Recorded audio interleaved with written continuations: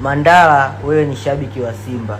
Naomba nikuulize tu swali moja. Ushawahi kuona wapi shabiki wa Yanga Fumau, yoyote shabiki wa Yanga maarufu ambao wao ni maarufu, umewahi kumuona Godi Yanga Fumau au shabiki yote tu wa Yanga maarufu anajichanganya na mashabiki wa Simba wale maarufu? Mara yupo kaingia huku chocho, upo na Mziwanda, kaingia huku chocho, sijui yupo na shabiki gani wa Simba maarufu. Ushawahi kuona? Kwa hiyo ni pointi ya kwanza ambayo wewe inakufanya watu wakuone kama wewe snitch, au kama wewe wewe ni mmoja wa watu ambao wanajisnitch Simba, kwa sababu wewe kutwa upo na mashabiki wa Yanga. Hatukatai mpira sio uadui Mandala, lakini mfano mdogo, mimi katika mashabiki maarufu Fumau ni mwanangu. Fumau tumepata bahati hivyo ya kujuana, kusoma wote chuo kimoja, na naweza nikampigia simu au kwa kuna shida anaweza akanipigia simu. Yani ni mwanangu, yani kiufupi hivi.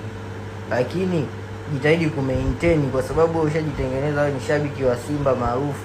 Unavyokuwa wewe tunakuona peke yako tu, au watu wanakuona, mashabiki wa Simba wengine wanakuona peke yako. Mpira sio uadui, ndo kama hivyo. Wewe unafikiri sisi hatuna marafiki mashabiki wa Yanga? Si nimekupa mfano tu huo mdogo.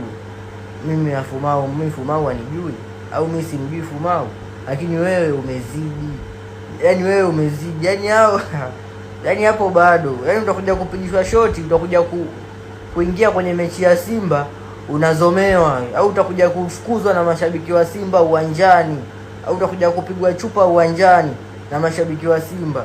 Kwa hiyo endelea na hiyo tabia ya kujichanganya na mashabiki wa. Hatukatai mpira sio uadui, lakini siasa za mpira wetu kaka unazijua. Siasa za Simba na Yanga hii nchi wewe unazijua. Kwa jitahidi kujimaintain. Kwani nani asiyejua sio uadui? Viongozi wa Simba na Yanga unafikiri wapigi story? Wanapiga story. Wachezaji wa Simba na Yanga unafikiri wapigani simu wakutani ya wali bata? Juzi Kibabage kapiga picha na Kibwana, ni mwanae inajulikana, lakini kuna baadhi ya mazoea maintain kaka.